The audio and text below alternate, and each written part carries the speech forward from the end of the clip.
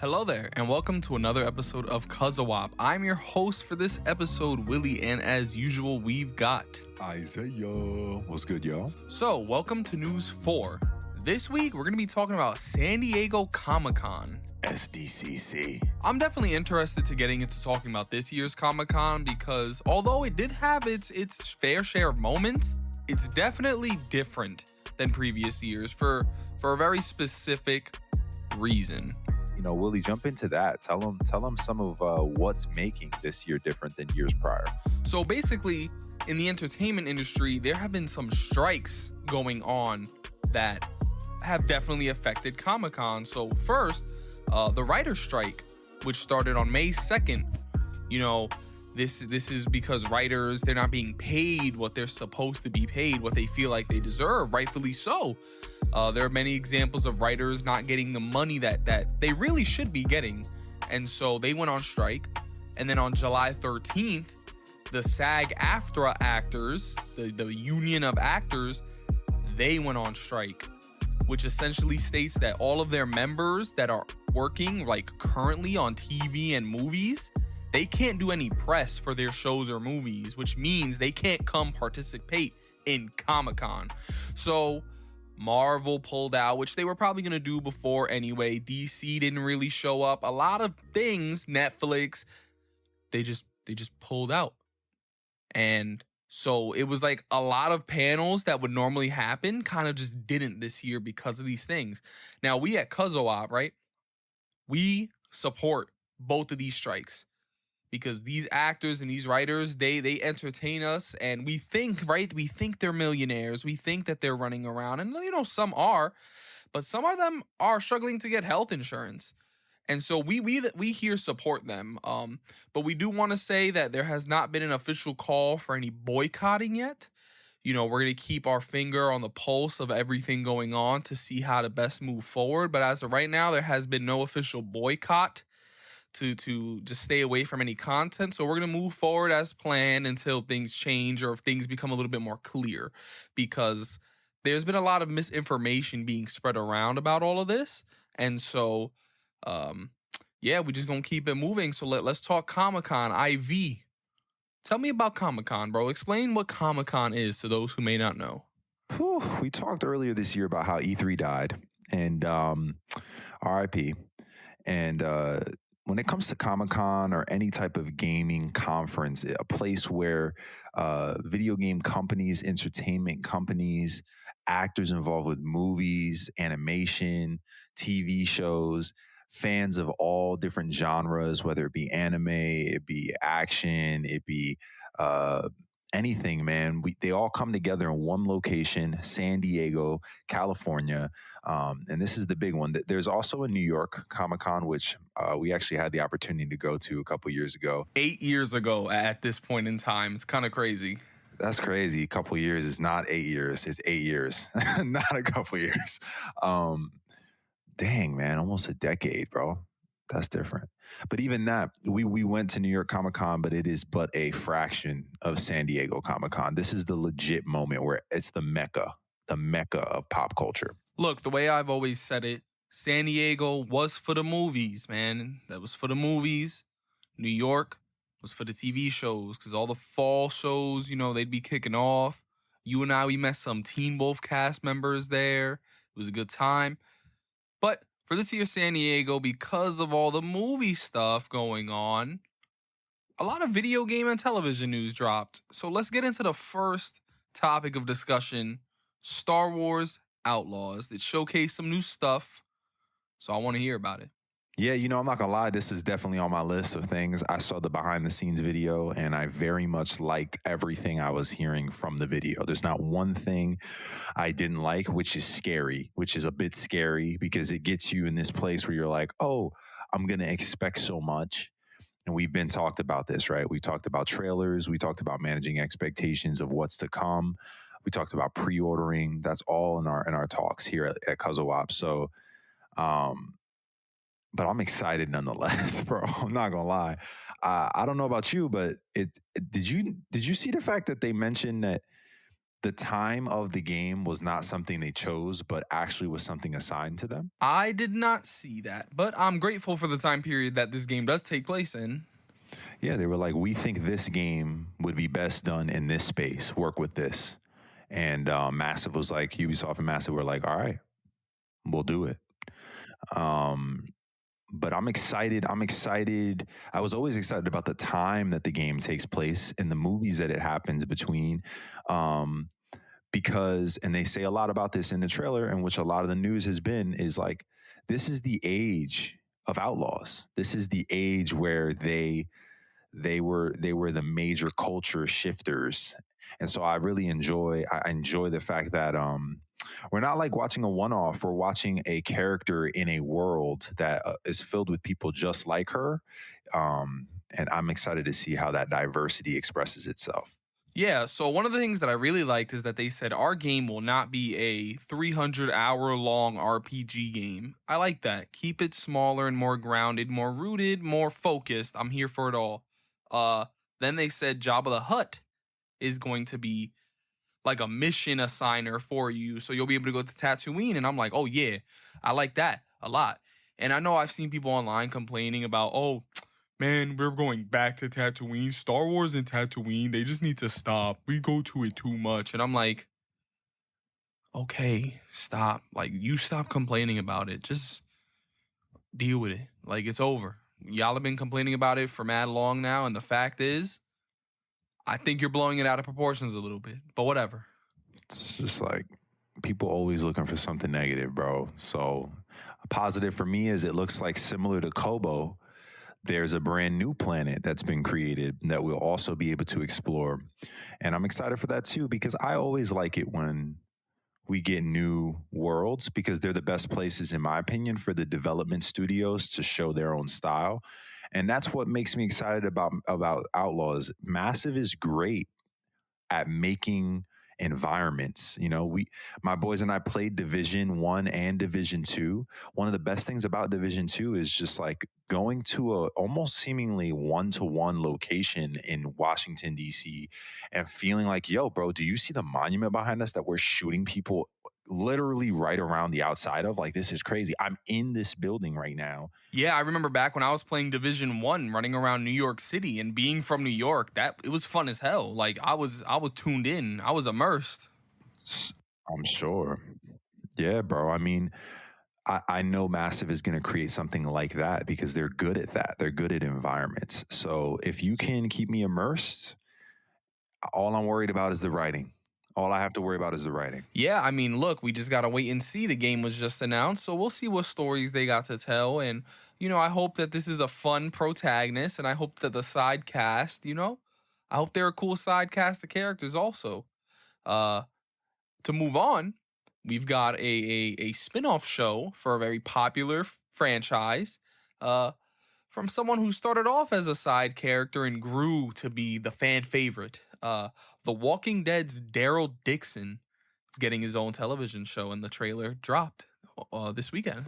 I saw this, bro. Sounds like he made his way across the pond, huh? Yeah, I'm very excited for this show because Daryl is my favorite character, and you know, it's hilarious that Norman Reedus auditioned for the role of Merle when the show was starting, and they were like, we'll go with Michael Rooker, but we like you so much, we're going to make you Merle's brother who didn't exist in the comic book, and now look at him getting his own television show. So, like, W to Norman Reedus. I'm very happy for him. Like, Norman is just, you can't not watch him, bro. You just, you know that if the show is in his hands, he's going to take it to a place that's great with his acting. And I'm excited to see how the other characters respond to him. Even though I didn't watch that show, I know enough about Daryl.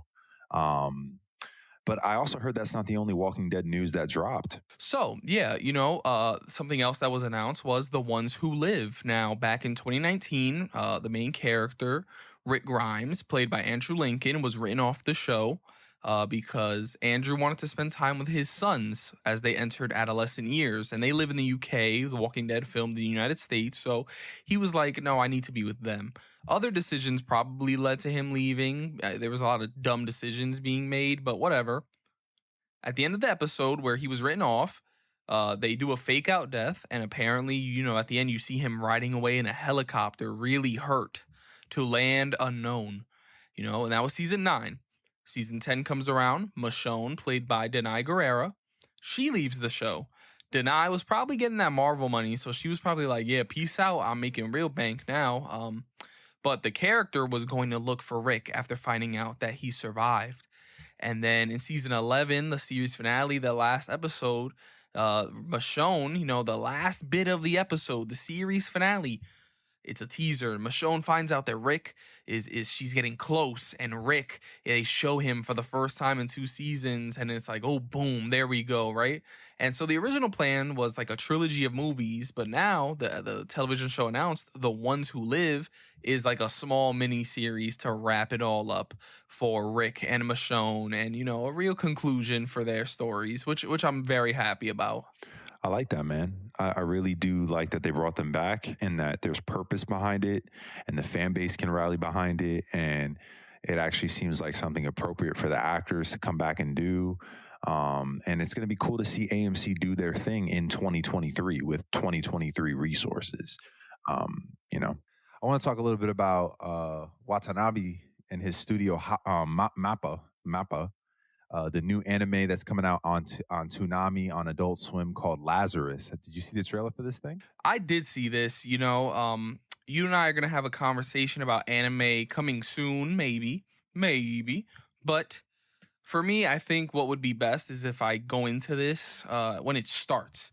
If I let the episodes build up, if I let the seasons build up, then there's a higher likelihood that I'm not going to want to go in. I don't know why I feel that way about anime, but I enjoyed it. The trailer, the most interesting part was like the prison breakout sequences, the action sequences. Those looked stunning to me. It almost reminded me of Avatar: The Last Airbender's little prison break episodes that they had. But hopefully I go into it. I think the smartest plan would be to start when it starts so that I don't get left behind and then feel like alienated. Nah, it makes sense, man. It makes sense. And I think this is a great one to jump in on because this is Watanabe has made Cowboy Bebop, which is a classic. I mean, if you haven't seen a bit of Cowboy Bebop, you're bugging. Like, at least watch like 1 or 2 episodes, you'll fall in love. And not that live action BS. I'm talking about like the real deal anime with jazz in the background the whole time, like fire. Samurai Champloo also very fire. And then you can hear it. You can hear that jazz and electronic score right from this trailer of Lazarus. And that's exciting. But then the bonus point that makes me also very pumped is that a decent amount of the action sequences in this show were created by Chad Stahelski. And Chad Stahelski is the guy who did the action sequences for John Wick. So you catching that vibe with the prison, and I think we're going to get a lot of really great scenes. It's cool to see that type of action from live action make its way into anime. We always love that over here, right? We love that. So a lot of good stuff coming, and to go back and watch the show on Adult Swim makes me feel like I'm back in like middle school. So it's just tough, bro. Funny that you spoke about the guy who created some of those action sequences for John Wick, right? Because up next, we got the Continental, the television show, dropping this September. Did you hear about this? So I heard about this before it was officially, launched here at SDCC news-wise. And I've always thought that was going to be great. I mean, Ian McShane and the Continental and the story of how that place came to be is going to be, I don't think you have to worry about it ruining the legacy of John Wick, quote unquote. And that's what sometimes happens with the quote unquote spin-offs. Especially prequels. Yeah, and I just think this isn't one of those things you have to worry about. I think they're going to do a great job at telling a story that's engaging, and I think the action will be great, and the drama will be great, and I think it will only provide further life and further, it will only accent the John Wick series. I'm excited for it. I recently just caught John Wick 4. I thought it was phenomenal. I'm excited to see this prequel. I'm excited for the future of the John Wick just lore, but to jump back into animation, Invincible Season 2 was finally shown off. Season 2. And not only do we have that like November release date, right? But we also got like a little special episode that was dropped over the weekend with this announcement. And it's not like some flimsy episode. It's like 58 minutes. Now, I haven't actually been able to sit and watch it yet, but I'll get to it. But I'm excited for Season 2. I liked Season 1. I think it might have been a little bit like overrated, but whatever. I'll take the love because it deserves the love. So I'm excited for season 2. I think what I'm excited about with season 2 is I mean, people don't understand how big these books are, like these comics are. We've only gotten through like an eighth of this guy's story, which is why he comes off like a Mick bitch throughout the entire season. And I think what makes me excited about season 2 is that we'll start to see him establish himself as his own hero. And I think like his legacy starts to be built. I know Omni-Man's coming back. We all know this. Like we saw the trailer. If you didn't see the trailer, oops, my bad. But I am excited to just see him as a character grow. And I'm in love with Steven Yeun. I don't know if you saw Beef. I mean, we just talked Walking Dead earlier, but like he's just been on a roll. I want him to continue to do his thing, and I think he will. And I'm hearing that the recording for season 3 is already near completion. I heard that it was fully finished. Oh, word. So even better. That means that the chances of us having to wait as long as we did for season 2 is not gonna. It's gonna be different. We're gonna have a lot quicker turnaround. Yeah, that would be really nice if we didn't have to wait that long.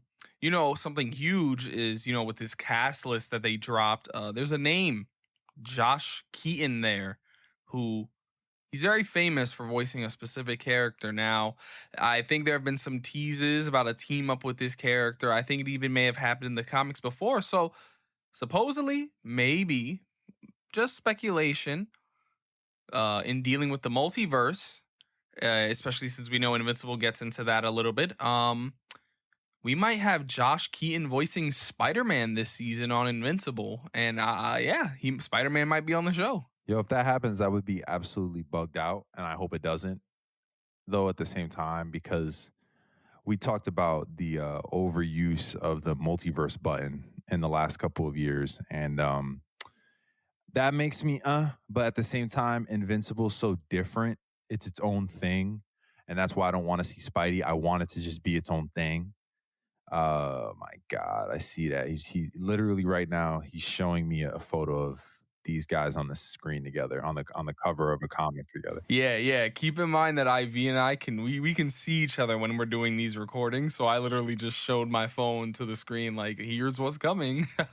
I also hope it doesn't happen. I don't have any want to see characters intersecting like this. I like Invincible being its own thing, but if it happens, whatever, I guess. Hopefully it's done well. Nonetheless, man, it's great that this wait is finally coming to a close. I love that they announced it and dropped a piece of content for us to chew on in the meantime. It's just there was a lot of reasons why it took so long, but when a studio knows that they've taken some time and wants to give something to the fans, it always means a lot when they do stuff like that. So I'm just excited.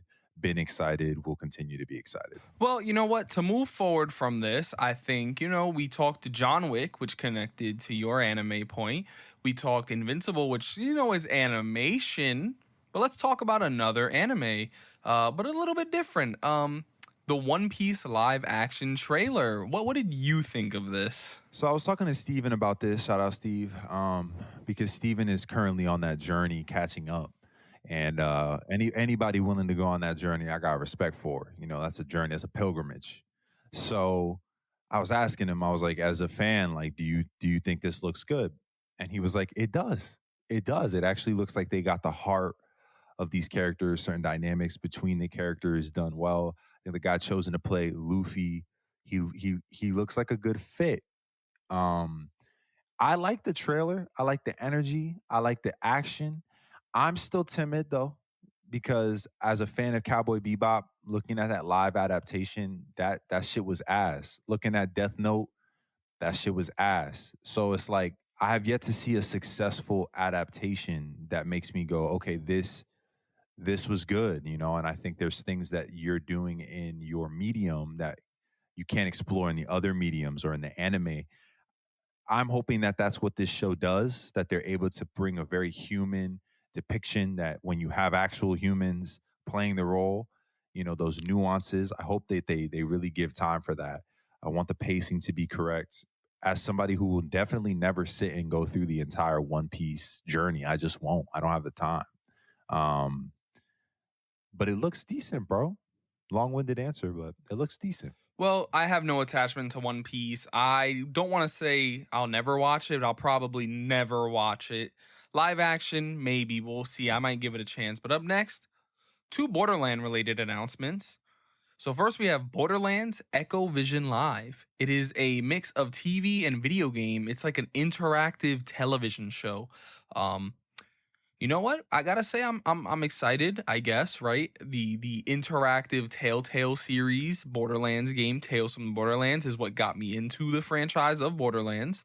I've since then played most of them. I haven't played 3 and I haven't played the new Tales from the Borderlands game. But from what I've played, that interactive series, that Tales from Borderlands, I think it's the best Borderlands. It's definitely my favorite. And so I gotta see. And then after that, of course, there's the Borderlands movie, which have had that update. It had a release date announcement. You're absolutely bugging out right now. I don't know. Maybe I am, but I really don't think I am. I'm willing to have that talk with you at some point, bro. Borderlands 2 is literally one of the best games to come out. No doubt. Borderlands 2 was fantastic, man. I just, maybe it's kind of like that Batman talk. Maybe Borderlands 2 is a fantastic game, but is it the best Borderlands game? I don't know. Maybe Tales from the Borderlands is the best Borderlands game. We have to have this talk. Maybe we'll do a whole episode dedicated to it. Maybe we have to now. I'm feeling what you're saying, but you're just walling out. Like you're just whatever, bro. All that being said, yeah, that's cool. And then the movie also, I don't know how I feel about that yet. You're gonna have to come back to me at a later point, but they did announce officially August 9th, 2024, getting a Borderlands film. Kate Blanchett, Kevin Hart, Jack Black, Ariana Greenblatt, Florian Montaño, and Jamie Lee Curtis is outside right now. Don't know if you know. I don't know if she got her Oscar and she just decided she wants to be outside, but she's outside. I believe in giving every movie its fair shot, but Craig Mazin asked that his writer title can be taken off of this movie. Like, he doesn't want to be attached.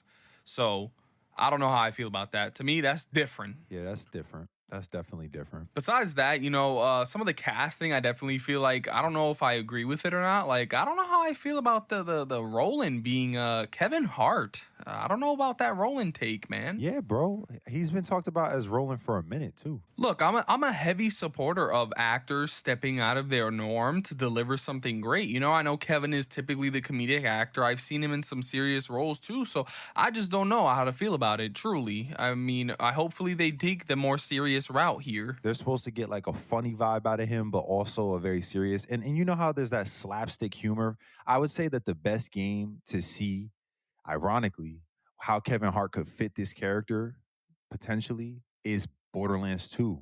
Okay, whatever. So, besides Roland, Jack Black playing Claptrap is also something that I'm not sure how I feel, right? It's a shame that David Eddings, he had some issues with the Gearbox, and so he never returned after Tales from the Borderlands, but I just hope that it's not Jack Black doing a Jack Black voice. I hope that he attempts to try and be like the very annoying robot, you know what I mean? But all that aside, Craig Mazin recently taking his name off of the writer list, that does scare me a little bit. It does. So I don't know how I feel about this movie just yet. Nah, I don't have high hopes like this is gonna be movie of the year shit at all, I promise. But as a fan of the game, I hope they do it justice. We all know how video game adaptations go on the big screen. Last of Us definitely put a fresh taste in our mouths to video game adaptations, made us go, okay, wait. When done right, they can go crazy. They could be kind of like genre bending. So we'll see, man. We'll see. But yo, let's land this ship on something important, bro. Unless you have more points. Let's talk Spider-Man, man. Let's talk Spider-Man 2, because they did drop the story trailer along with some information in terms of a PlayStation 5, Spider-Man 2 edition, controller. The controller looks cool. It looks cool. I do like the controller as a collectible item. It does look fire, the whole Venom stretching over with the white buttons on the right side. That's very tough. I do also feel like they phoned it in. I do think they phoned it in. Bro, that's the one thing that I might have to give Xbox over PlayStation, besides Game Pass. But we've discussed why I also don't like to give Game Pass crazy, like, oh, good job. Their customization with their Xboxes and their controllers completely dominate PlayStation, they just be changing the primary color of the controller and they'd be like, hey, that's it. You know, the God of War one from God of War Ragnarok and this Spider-Man one is like the first time in years where they've really done something creative. And even then, it's just like, all right, you did some stuff like some 26, 27% like more. Ooh, I like it, but like, come on, man, look at my buttons, bro. They nothing different. It's really just a paint job. Exactly. Like these white buttons are the buttons that are on my white PlayStation 5 controller. They're not different. So I don't know. But anyways, the controller system aside, the story trailer. We were looking for some answers on what kind of a Venom we were going to get in this game. And everybody remembers how Spider-Man, PlayStation 4 came out and how it ended. We know Harry was gonna make his way into the story in some way, shape, or form. I don't think this means that we don't have other things they can do that are creative or unique with Venom, but to see him introduced to the friend circle, to see them bring him in, makes me very excited. I'm looking forward to watching my man Peter be torn apart in this game. You know, I really did debate whether or not I wanted to watch this thing, but I decided I was going to, and I did, and I enjoyed it. I'm also looking forward to watching Peter get torn apart. I'm interested in all of the side characters and everything that this trailer showcased. You know, I've seen a lot of internet hate online, about Miles's new haircut. Um, I don't mind it. I liked the buzz from Miles Morales, but I also liked this. But I'm not I don't know what I could say really, because I've seen so many people just going back and forth, and I'm like, damn, can the white Spanish dude really give into this conversation? Because I've seen a lot of people of color just angry about that representation, which, to be fair, video games, they've done that haircut that he has a lot recently. It's kind of bad. So I could understand the anger from that perspective. So I don't know. Y'all will literally find an issue with anything. I'm talking to all you internet haters. You can say whatever you want, whether you're white, Spanish, or not, Willie. Like that's a notion that we can accept as humans. We are a bunch of bitches. Like let's just be real. And that's how I feel. The hair is cool, bro. Want to know why I think the hair is cool? Whether it's the same model that they be giving, but he's changing as a character, bro. Whether he had a mohawk or he has his little dreads popping out the front, whatever. When he takes his mask off mid cutscene and them shits pop out and the animation looks crispy dispy, it doesn't really matter to me, bro. It's just cool to see him grow. It's cool to see him change. It's cool. He had the fresh cut. I get it, bro. I understand. I understand. At the end of the day, when I talk about being excited to watch Peter fall apart, I'm excited to watch Miles struggle to still hold it all together. But for different reasons, we hear little lines in the story trailer about how much Miles looks up to Peter. So it adds high stakes to the fact that Peter's humanness, his fallenness, will be on display in a major way, while they're being hunted, literally being hunted throughout this game. Miles is also going through his own inner demon struggle in this game, right? We see in the trailer that he comes face to face with Martin Lee, the guy who killed his dad. So, like, not only is Peter going through it, but Miles is going through it. So it really does showcase that this is both of their stories. Yeah, man. It's truly Spider-Man 2. Two Spider-Men. They're on the cover for a reason. Earlier last week, I believe a picture was released of Venom, right? Just standing there looking like a menace. And then at the end of this trailer, we see his little moment with the helicopter. And I really do think we're going to be able to play as him in this game, man. Like, I think he's like a third character. Oh, yeah. No, 100%. But to move on from Spider-Man 2 into another video game, I want to talk a little bit about Mortal Kombat 1, right? So we've spoken about Mortal Kombat before. And I said, I don't know if I'm going to get it. We'll see. You were like, man, I'm going to get you to get it, trust. And you ain't do anything, right? But I thought all the trailers looked clean as hell. I started playing Mortal Kombat X because a friend of mine, Abe, he asked some questions on Q&A. He really wants me to play Mortal Kombat 11, and I'm like, okay, but I got to play the story, before that one first, so I got to play X, but I'm enjoying it. I'm trying to get immersed into the world, and then I got to say, the DLC pack trailer really got me. It got me. I was like, oh, look at that right there. That looked cool. You know you trying to wreck people as Omni-Man. I'll be more focused towards that Homelander, but I'm excited either way. My boy Abe was telling me that they're aiming for like R-rated superheroes to try and be a part of these packs. So I'm trying to think like who else could come. Maybe Harley Quinn, because she's been like overhyped recently, so she'll probably make it in. And then I'm like, ooh, could they bring like Deadshot, Deathstroke, or if they're following the movies like Bloodsport, like what are they gonna try and continue on with? Because I think it'd be dope. Deathstroke, he was missing from Injustice 2, missed him. Bloodsport, he got a lot of hype recently, and I know you'd love Idris Elba in the game. So we got to see what they continue to do with, because these packs, they're bringing me into the game, right? So we just got to see. Makes sense, man. Listen, those packs, they've never failed. They become a staple of the culture of that game. Even if you look at how they did Injustice 2, I mean, we were playing as all four Ninja Turtles. You're playing as Hellboy. Like, there's just a lot of cool stuff they do that doesn't ever feel phoned in. And in the defense of fighting games in general, Soul Calibur has done similar. I've gotten to play as Star Killer. I've gotten to play as Gerald of Rivia, Yoda. It's cool. I love that they do this, but I'm real excited for Omni-Man because I heard that they got my man to come voice it. Fire. Well, you know what? We were just talking about Omni-Man and Homelander, so I'm just gonna take it forward, bro. Gen V, the boys spin-off show. Uh, it looks like a fun time, man. I don't know if it'll be like the boys, like in terms of quality of what I was liking a lot, but I'm there for it day one. It looks like it's gonna be fun, which is what I'm looking forward to. I already heard some drama about black girl forced into the narrative. Yo, listen again. Back to you. Y'all are some bitches. Y'all are some bitches. There's nothing else to say. Really.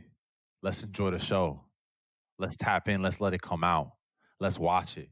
Let's enjoy. They obviously got this because The Boys is one of the most successful shows from Amazon Prime since 2020, 2019. We wouldn't be having a spinoff if it's not successful. I'm excited. I'm not even saying I like The Boys. I'm not. I'm not even saying that. I can't stomach it. I'll be real. I'm a wuss. I'll be a wuss, and I'll be a wuss, and y'all could be some bitches.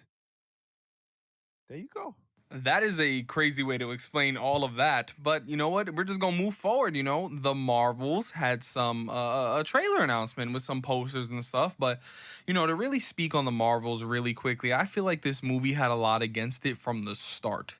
I feel like it being a sequel to Captain Marvel, people were ready to board the hate train on it. Miss Marvel in another show where I feel like people just was ready to hate on it from the beginning. So for me, it's like, well, I'm excited for the show. I'm really excited for Kamala Khan, Iman Vellani, best casting in a hot minute. But I don't know. I just feel like people are wanting this to be bad, or they're saying that is going to be trash, not giving it its fair chance, right?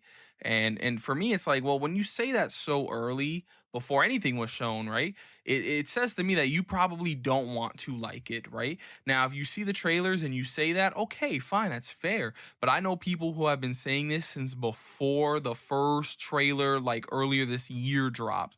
So it's like, damn, this movie had a lot going against it already. And in my opinion, it's like, why be like that, right? Like, why is it you want to be right? You want to, if the movie is ass, you want to say you claimed it from the day it was announced? Like, come on now. Like, to me, it tells me that you made up your mind back then, right? And if it's I don't know how to feel about it all. I'm just tired of all the discourse surrounding this movie and Captain Marvel and Brie Larson and all that. It's sad, really. But this could be my favorite MCU movie of the year. Ant-Man and Guardians 3, it didn't really hit for me the same way it hit for other people. And with Kamala Khan becoming one of like my more recent super favorite characters in the MCU, we're gonna see if she's enough to carry this movie to the finish line. Because like I said, it could end up being my favorite MCU movie this year. You're not the only one that has that opinion, man. I've seen that a lot on the internet.